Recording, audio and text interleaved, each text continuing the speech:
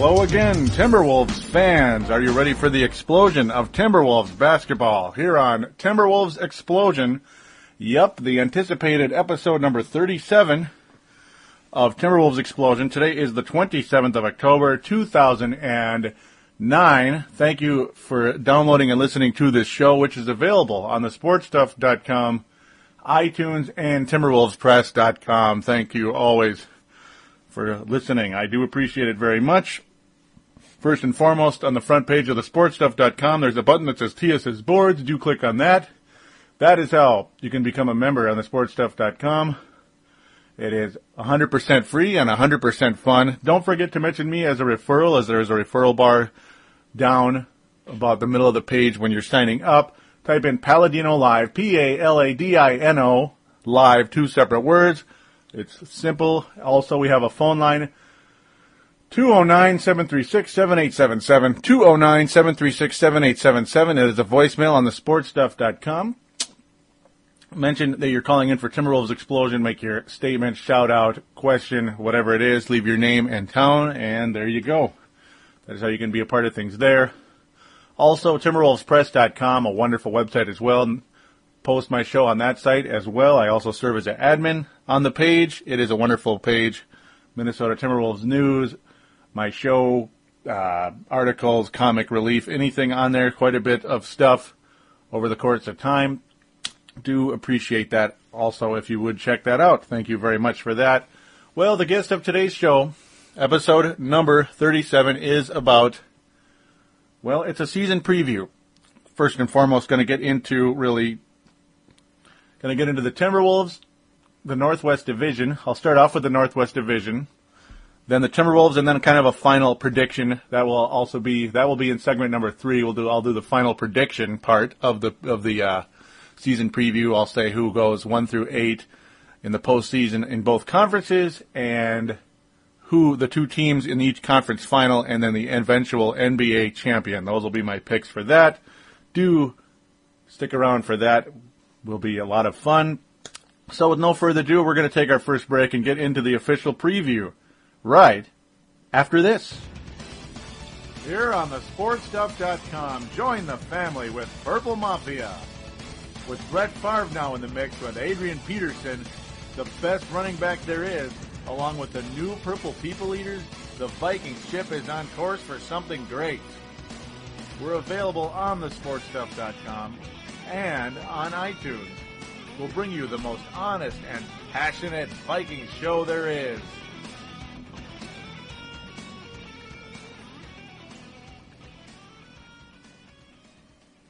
And we are back here on Timberwolves Explosion, episode number 37, which is a reminder for iPod, MP3 player, and Microsoft Zune users. Thank you always for joining.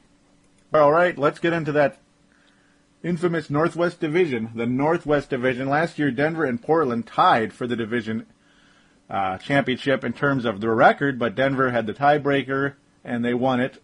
I picked Utah to win the division last year, Portland to finish second, and Denver third, and it looked like Denver was going to be third until the infamous Allen Iverson was traded away to Detroit, and Chauncey Billups, his second stint with Denver, a million times more successful than his previous stint. Of course, made the almost said the Denver Broncos. Scary thought. It's not there. Made the Denver Nuggets so much better. It was unbelievable, and they made him so much. He made him so much more likable as well, as they had a pretty competitive Western Conference Finals appearance against the Los Angeles Lakers, the eventual world champions. So that is the deal there with Denver. Portland, of course, had a very good season as well, but you could just sense that they weren't good enough in terms of, making a playoff run. They just weren't ready for it. You could just see it. Denver, of course, tested in terms of the Chauncey Billups department. And a guy like that adds quite a bit. Utah, disappointing last season. Of course, injuries to Carlos Boozer was a huge factor for that along the way. But Paul Millsap filled in well, and of course, Coach Sloan is Coach Sloan. But Utah, unfortunately, had the 8th seed and had the unfortunate task of taking on the LA Lakers in the first round of the postseason. So that is the deal there. Then you come up with the Minnesota Timberwolves and Oklahoma City Thunder. Our Wolves were 24-58. Oklahoma City 23-59. That was the deal there. Minnesota, our Wolves, looked like they were going to have a 30-win season or so until Al Jefferson's ACL injury. Definitely an unfortunate state of affairs there. And, of course, Oklahoma City started out the year looking like they're going to be the worst team in the league. Ended up improving significantly down the stretch. Had some growing pains, and we're going to get into this division now. I'm going to go from the bottom up. Except, unfortunately, I'm going to skip the Timberwolves and save them for last. Save the best for last, right, folks?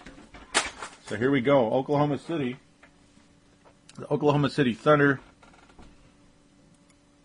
A lot of people across the league would tell you this is a team on the rise, and I agree with them wholeheartedly at this point in time.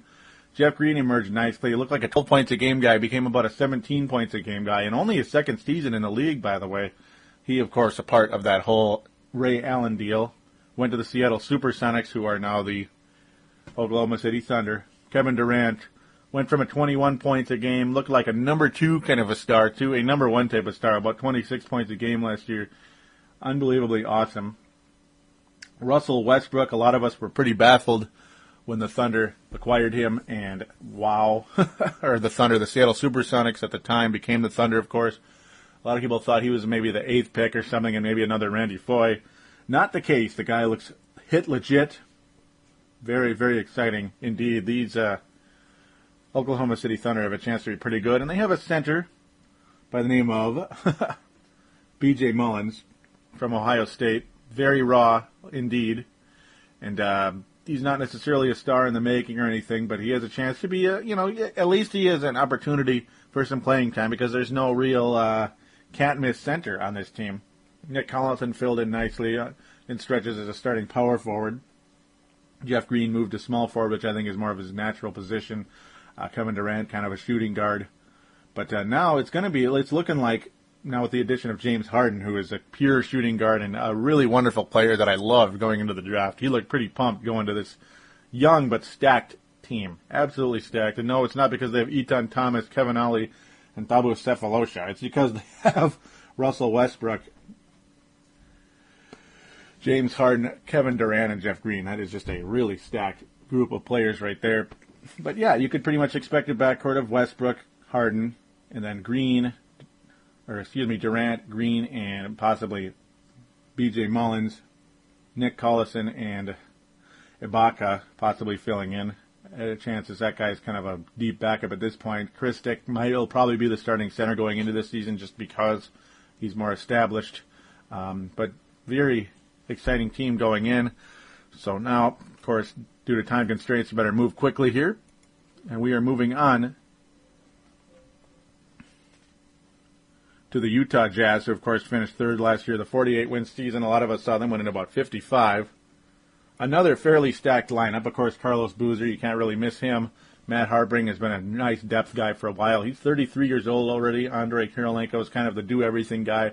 Certainly not the player a lot of people expected coming in, but the story of the year last year was that was Paul Millsap, who had a huge season last year, averaging 13.5 points, 8 rebounds a game in 17 games. He was a second-round pick, 17th pick in the second round by the Utah Jazz in 2006. And when you look at his split this year, Paul Millsap, as a starter, 16 points, 10.3 rebounds a game last season when he had to fill in for the injured Carlos Boozer. That was in a 38-game period. Of course, when he went down to a sub, he was 11.7 rebound guy. Still not bad as a sub, but as a starter, looks like a legit player. Very similar to Al Jefferson when he started for the Boston Celtics, that when he finally got to be a starter in his third year with the Boston Celtics, about 16 and 10.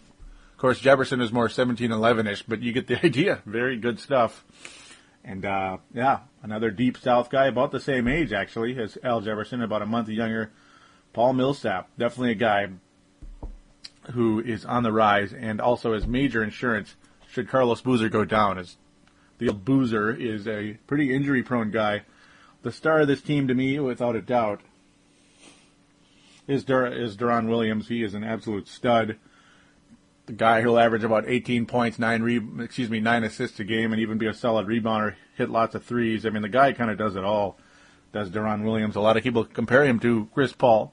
They both came out of the same draft. Both are absolute studs. And, Deron Williams, you could say he's more talented than John Stockton. He's just not at the John Stockton legacy, not even close at this point in time. John Stockton was a better point guard, but Deron Williams is definitely an overall better athlete, that's for sure. There's no doubt there, but also a potential super-duper star because you combine his skill and his talent together, and it's just his athletic talent together. It's a beautiful thing to see. Kirilenko at $15 million a year, though, definitely overpaid, is the 28-year-old Andrei Kirilenko, AK-47. And finally, Mehmet Okur has been a huge plus for these Utah Jazz. He's 30 years old already. A center who can hit threes, can rebound, and can score inside. He's just kind of a do-it-all type of center, and gotta love him. He has been a huge issue for many teams across the league. And Utah Jazz also adding Eric Maynor, though, in the draft this year. That could be a nice one. Eric Maynor, one of the several point guards coming out of the draft this year. A lot of people kind of like him coming out of the Virginia Commonwealth. Looks like he might be something. Obviously, we'll have to wait and see there. They also added Wesley Matthews via the draft, who is a swingman. So that's the deal there. Utah Jazz look like a good team, but they will not win the division this year. They will not win the division this year. We go now to the Portland Trailblazers, who, when you talk about a team that's stacked, this team is pretty stacked, folks. They're pretty stacked. LaMarcus Aldridge, of course, was traded for Tyrese Thomas. The Bulls acquired LaMarcus Aldridge, traded him for Tyrese Thomas. During that draft, they have Greg Oden. Tyrese Thomas, definitely not the better player between the two. LaMarcus Aldridge, very good player coming out of that 2006 draft. But to me, he's certainly no franchise player. He's more of a piece. They have a guy who a lot of people like. I'm still not convinced he's going to be as good as a lot of people would like you to believe. And Rudy Fernandez, he can certainly hit threes, but overall, I still need to see it. Steve Blake is just a smart and intelligent, true point guard type of guy who's also pretty good at defense. He'll fill in at times. Definitely not the full-time guy because a major addition here, Andre Miller. Now, this is the first team that actually had a major free agent addition. They tried to get Paul Millsap away from Utah. They tried to get Hedo Turkoglu, and then they finally were able to get Plan C, Andre Miller. And that one did come through. So I don't know what they're going to do with Jared Bayless. Obviously, he's a lot younger than Andre Miller, but still a little surprising to me that they do that. It just shows how raw Jared Bayless is, and that they're certainly not even close to ready to give him the reins. Not even close. As Jared Bayless, who a lot of people saw as the number 4 pick going to the Oklahoma City Thunder last season, slipped all the way to the 12th pick or 11th pick last year. Very, very surprising to us, but then we see why. The guy just wasn't ready to compete in the NBA. Greg Oden, number 1 overall pick, still has not proven himself, but all indications are this guy's ready to have a breakout year, and he's ready to show the league what he is and what he definitely can be in the years to come. Absolutely. And I'm pretty excited. I was able to get him on one of my fantasy teams. Not in the SportsStuff.com fantasy team, but I tried to get him. Didn't get him. Tried to get him on another league, but I did get him in the Maranatha League. That's a former school I used to go to. And, that's about all I need to say about that at this point in time. Brandon Roy, though, is the, obviously, superstar of this team. He's certainly better than I expected. About a 23 points a game guy at this point in time. And he's only 3 years into his career. And who knows how high this guy will go, Brandon Roy. And he's obviously been a Timberwolves killer down the stretch. You just know deep down in his mind he still wants to rub it in our face for taking Randy Foye and about $1 million cash over him in that draft. I mean, the Wolves had a gift drop in their lap, and they let him go. They let him go for a mediocre to a slightly above average combo guard. At the time, I was totally for Randy Foye. I thought he was going to be basically what Russell Westbrook has become and is on his way to becoming. Just a really good point guard in this league, the NBA. And of course, that just has not happened for Randy Foye. That's why I was a little bit leery about the idea of taking Russell Westbrook. We don't need another Randy Foye, especially when he was still here at the time. But that's the deal. A couple more depth pieces here. Travis Zola has just been a really nice find for the Portland Trailblazers. Really nice find. One of the final high school guys. He came out in that Al Jefferson class. They're already in their 6th season. And Travis Outlaw is starting to break through here. He's starting to really get pretty good, actually, if you want my honest opinion. Definitely stepped up nicely. Still not reaching his full potential yet, in my opinion. Joel Przybilla, of course, former Minnesota Gopher. Graduated the same year I did in '98, the 30-year-old. Przybilla, a nice shot-blocking defensive guy off the bench. The guy I wanted the Wolves to have for quite a while. And then the ancient Juwan Howard is still in the NBA. I'm kind of shocked he is on the Portland Trailblazers. So I do see marked improvement from these Blazers going into the season, actually. Even though they did win 54 games last year, I think they're gonna win about 56, 57, and be way up there in the elite. Maybe about 55, but they'll still be in the elite when it all matters. In the end, I'll get to that very shortly. The team that won the division last year, who also won 54 games, the Denver Nuggets, of course, led by former Timberwolf, former Toronto Raptor, former Nugget, former Celtic, former Orlando Magic, even though he didn't play there, he had a cup of coffee there during that shoulder injury season way back in 99-2000. Denver Nuggets, of course, wound up with Ty Lawson as well, a guy who some people believe could be a really, really good player in this league. He's a guy the Wolves were able to take with the 18th pick. Of course, dealt him away immediately in a handshake deal. But these Denver Nuggets, to me, I want to say I'm just torn right now, to be honest with you, between the Nuggets and Blazers. Who's going to win the division? But I will get into that in a second. Of course, Chauncey Billups, though, is just an overall stud, and boy, did he make a transformation of this team. They looked like they were going to miss the playoffs last year, and I think they would have without him. So when you have Chauncey Billups back for a full season, I can see this team winning anywhere from 55 to 58 games, maybe even 60, because Carmelo Anthony still hasn't reached his ceiling. He really hasn't. Though a lot of guys last year, you could argue, it was just everybody stayed healthy for the most part. J.R. Smith has really worked out nicely. He's another one of those high school guys. Just a three-point stud and a guy who can jump out of the gym, but he's suitable for a six-man despite his unbelievable athleticism. It's just his IQ isn't as high as other guys out there. Kenyon Martin is an out-of-control, overpaid nut, and I don't like him. But he's still with Denver for the time being at a very modest $14 million a year. He's not overpaid at all. No. Nene Hilario, a guy I'm not a big fan of, doesn't really do much, but he finally stayed healthy and had a career year last year. Nothing about him stands out. He's just a decent player overall. But will he stay healthy, and will he, that's the big question for the Denver Nuggets, can Nene Hilario duplicate a season like last year? Very, very hard to say at this point in time. Chauncey Billups absolutely can, as he has been Mr. Consistent, and he's been a stud ever since his second year with the Detroit Pistons. An absolute stud, and we're just going to have to wait and see there. Chris Anderson has become a defensive force off the bench, a shot-blocking nut. I mean, wow.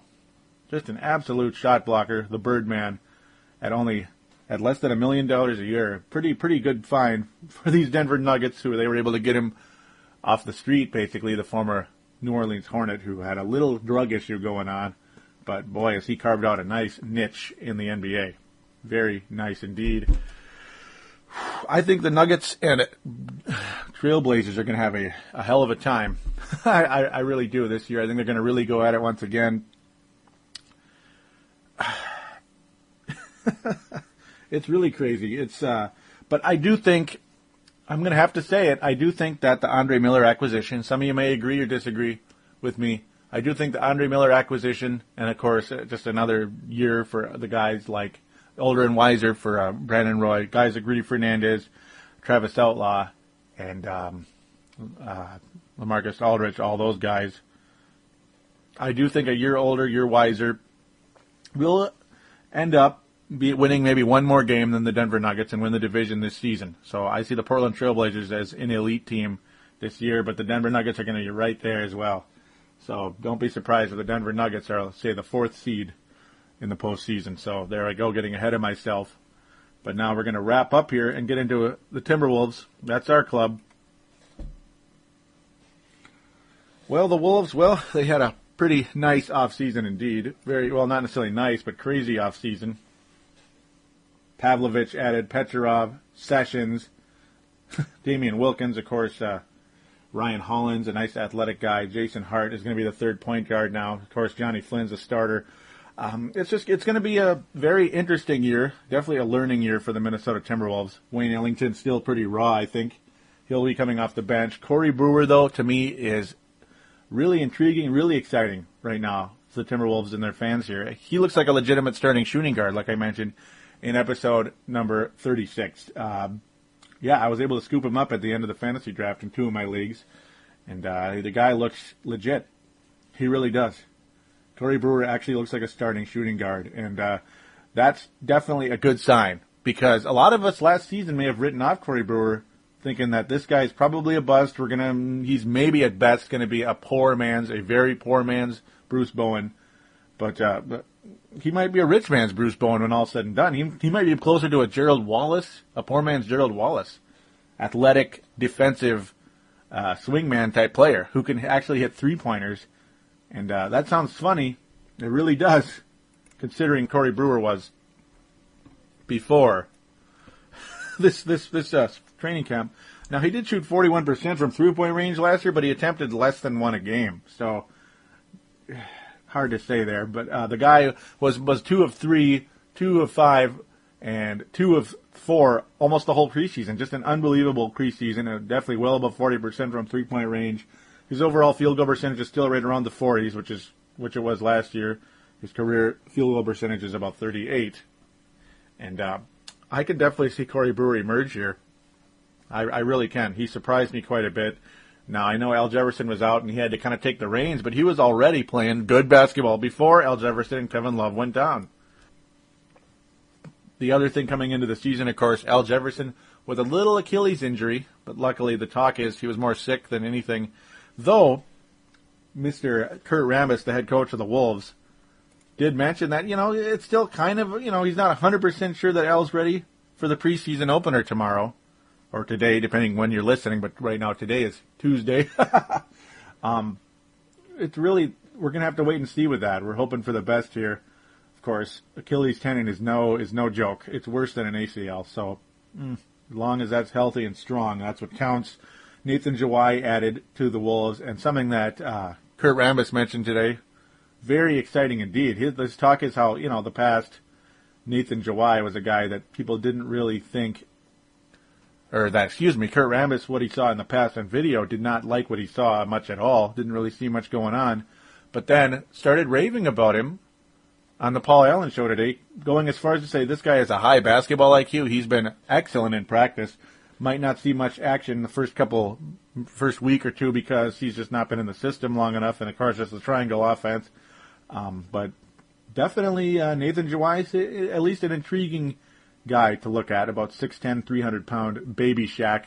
Nathan Joey from Australia. Could be a very interesting little throw-in. And the guy who is another throw-in but could be more legit, especially early on, because he had a pretty good preseason, is Ryan Hollins.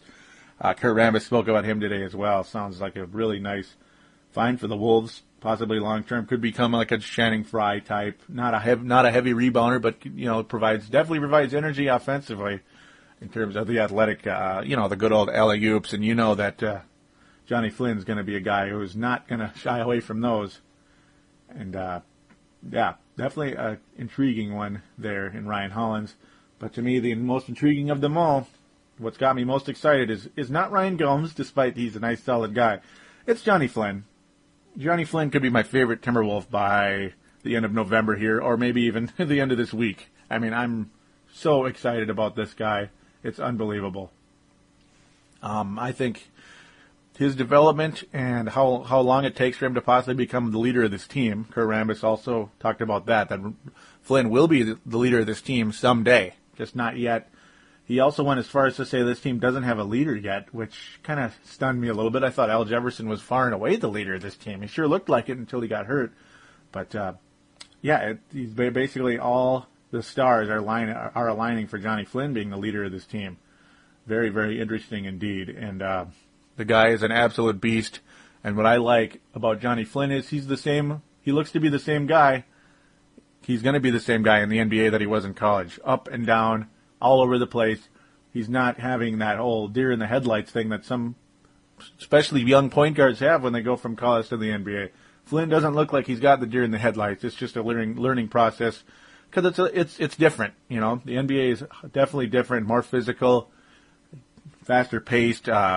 Flynn is fast paced, but so is everybody else. So that's the hard part. You know, the defenders are faster paced now and more physical. So that's the key when it comes to old Johnny Flynn. But I'm pretty darn excited about him. There's just no doubt about it. Of course, Ramon Sessions, a major addition to this team.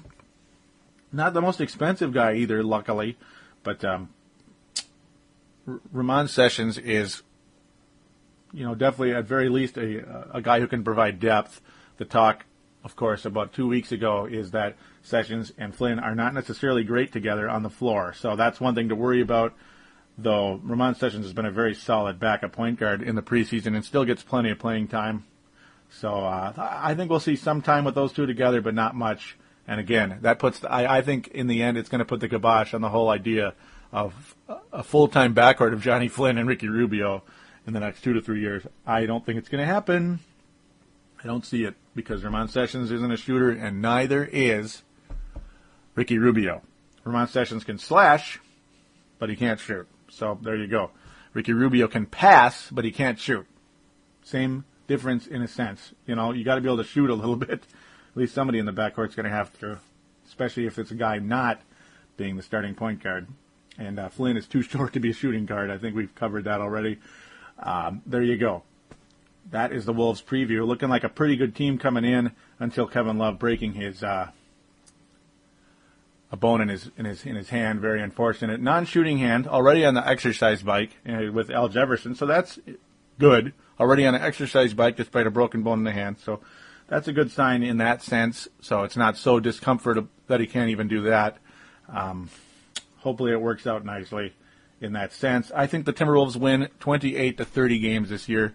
So any 28, 29, 30, anywhere in there. They're going to win something about that range, in my opinion. And the Wolves will be, I think they're going to be in last place this year only because the Oklahoma City Thunder look to be improved. It'll be a pretty good division if you have a 28-win team in last place. So, but there's not going to be the super elite like a LA Laker type team in the long run here. That's just not going to happen.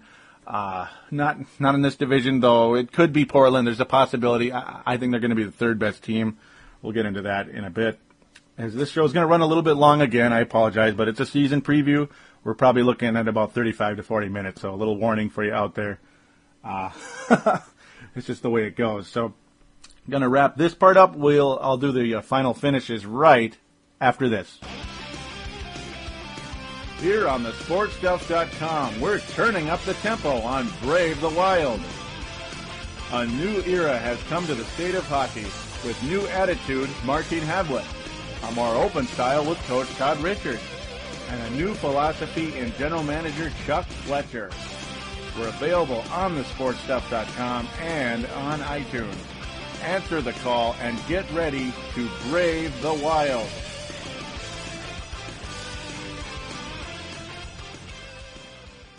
And we are back here on Timberwolves Explosion, episode number 37, a reminder for iPod users. So again, I apologize. This show might be about 5 to 10 minutes longer than some of you may like, because I know you want it at the 30-minute range. It's a season preview, and that's just how it's going to have to be today.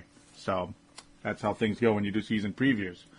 So, as mentioned, I do pick the Portland Trailblazers to edge out, and I mean edge out,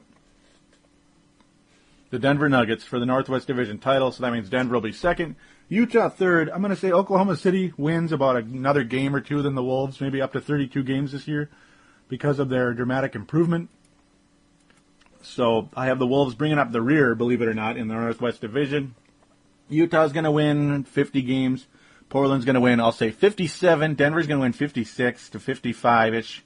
Definitely a good competitive division. Minnesota 28 to 30. So there you go.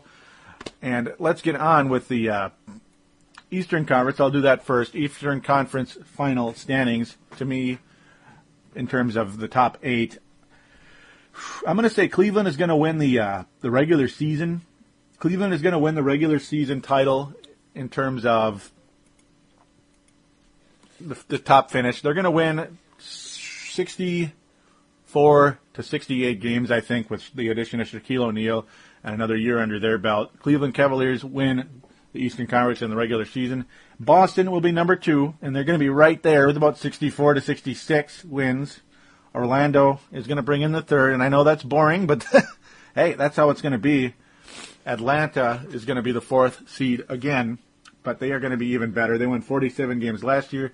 This year, I think Atlanta wins up to about 53-ish, and they're going to be fighting with the Orlando Magic for the Southeast Division a lot more competitively than they did last year. They finished 12 games behind despite a second-place finish. Miami Heat are going to be about the 46-win team, and they'll be 5th. So far, we're looking at deja vu in the Eastern Conference, I hate to say. And no, the Detroit Pistons will not make the postseason. Absolutely not. Detroit Pistons are done, in my opinion. They only won 39 games last year anyway. Iverson, I don't care for him, and whatever, nor did Detroit. But, yeah, I think that team is going to have to do a little bit of rebuilding. They got a little too old and didn't get enough major young prospects. Rodney Stuckey and Maxiell are not enough to take this team. You know, with Tayshaun Prince, of course, the only main veteran really left in Detroit, especially from their glory days or glory year. Detroit is not going back to the playoffs. It'll be a rebuilding year, and who knows? Maybe they'll get lucky in the draft. That's pretty much what it's going to be. And by the way, it wouldn't surprise me. Another big-name team getting lucky in the draft, and the Wolves being 5th or 6th, watching the 9th or 10th place Chicago Bulls get number 1. That's really frustrating. And that's where I think Detroit's going to be this year. So there you go. I'll stop rambling. 6th seed is going to go to the Chicago Bulls, ladies and gentlemen. An improved team, older and wiser. Going to definitely be over 500. They were 500 last year. They're going to be better. I love John Solomons. I absolutely love Derrick Rose. I think he is just an absolute stud. I wish he was here in Minnesota, but, well, maybe I won't have to worry about it as much if Johnny Flynn can emerge and be the player he looks like he could become. But the Bulls are the 6th seed in the East, and you never know. They might upset the Orlando Magic. I'm just going to throw that out there right now. Knock, knock, knock. They have a chance to upset the Orlando Magic in the first round. They are that good, and, yeah. So Brian Cush, enjoy, and all the other Bulls fans out there. And the 7th seed will be the New Jersey Nets. No, I'm kidding. I'm sorry. No, Rusty. Nope, you know that already. No, they'll be down there. Toronto Raptors are going to be the 7th seed. Hedo Turkoglu, not off to a great start with a little bit of injury, a little dinged up. But they're definitely going to be a better team this year. They have a nice point guard in Calderon. And, Chris Bosh is getting better. He's also in a contract year. Watch out there. Might explode. You never know. Toronto Raptors, though, another team that could be pretty scary for like a team like Boston in the first round. Could take them to a 6th or 7th game. Don't think they're getting out of the first round. But, yeah, definitely an improved team. And long term, if they can get things going, it will be good indeed when it comes to the Toronto Raptors. Alrighty. So the 8th seed, this is where it gets really tough. The 8th seed is going to be, I'm going to have to settle with the Phillies. What am I saying? I'm going to have to settle with, excuse me, I'm totally wrong here. Washington Wizards. What am I saying? I'm looking at the wrong thing here. It's going to be the Washington Wizards. A lot of people are all excited about them. They're going to be the 8th seed. A lot of people think they're going to be the 4th or 5th or 6th. No, they're going to be the 8th seed in the Eastern Conference. Washington Wizards, they will be better, but look at what happened. Anton Jamison is already hurt. He is already hurt. He's out about 6 weeks with a shoulder issue. Gilbert Arenas, you never know. He might score 27 points a game, and he might play 27 games this year. Randy Foye and Mike Miller, about the most overrated acquisitions in the league. Don't care about those two guys. They could be good, but a 19-win team is not going to be a 55-win team, as another podcast host would say. It's not going to happen. It's just not. Washington's going to be the 8th seed with about 41 wins, maybe, or 39, something like that. And they'll get creamed by the Cleveland Cavaliers. LeBron and Shaq and Mo Williams will cream the Washington Wizards in the first round. So there's your Eastern Conference. Pardon my rambling. I'm taking forever, aren't I?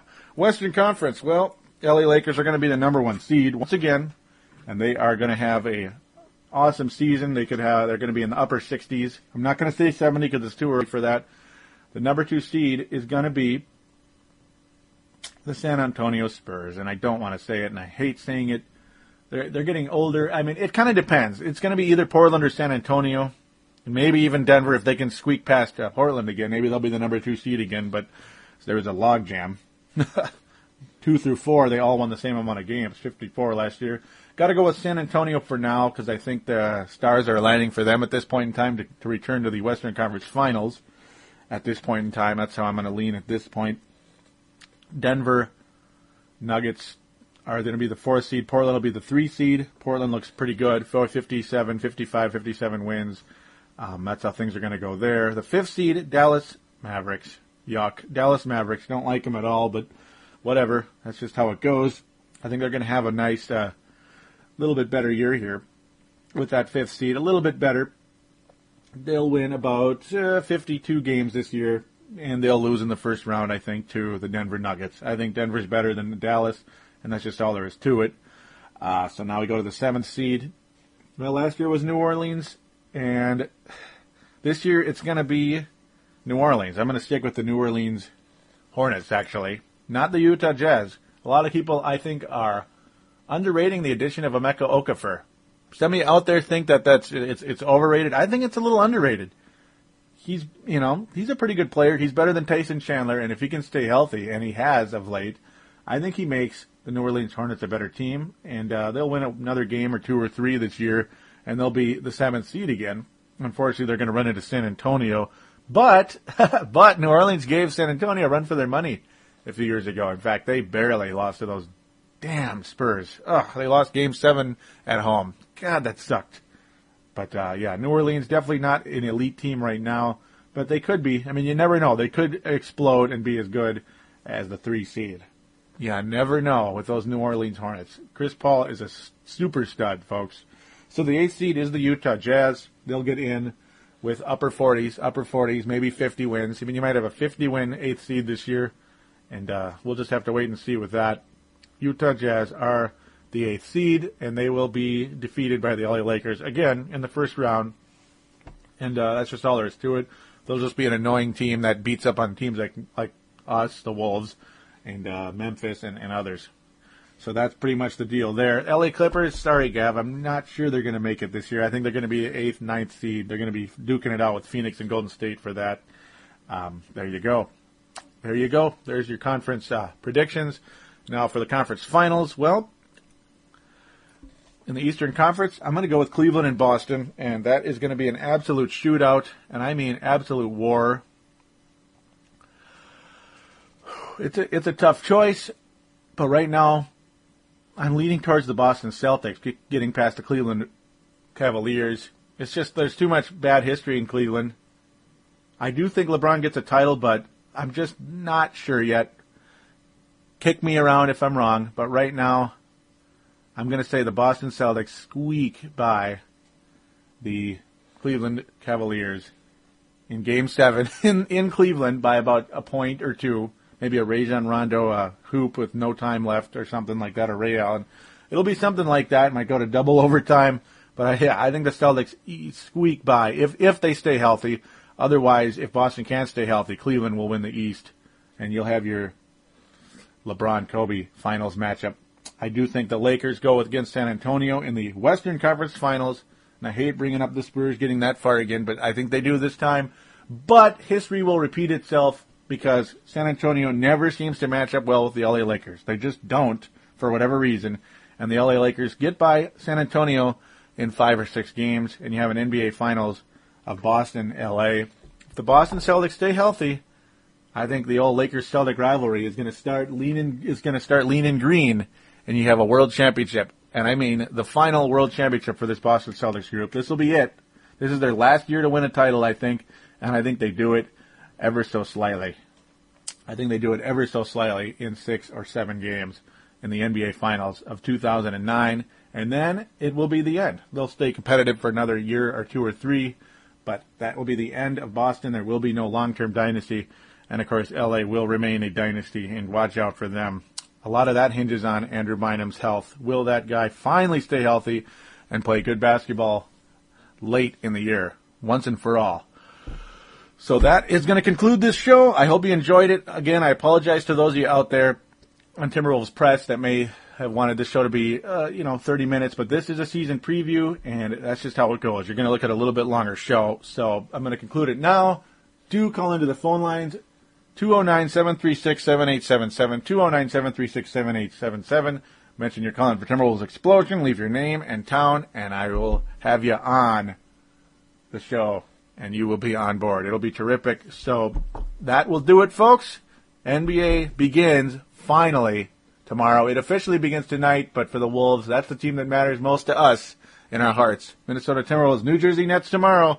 Could have had Brook Lopez, but we had to take Kevin Love. See, we just knew he was going to break his hand, that son of a gun. No. All right, enjoy, take care, go Wolves, and go basketball.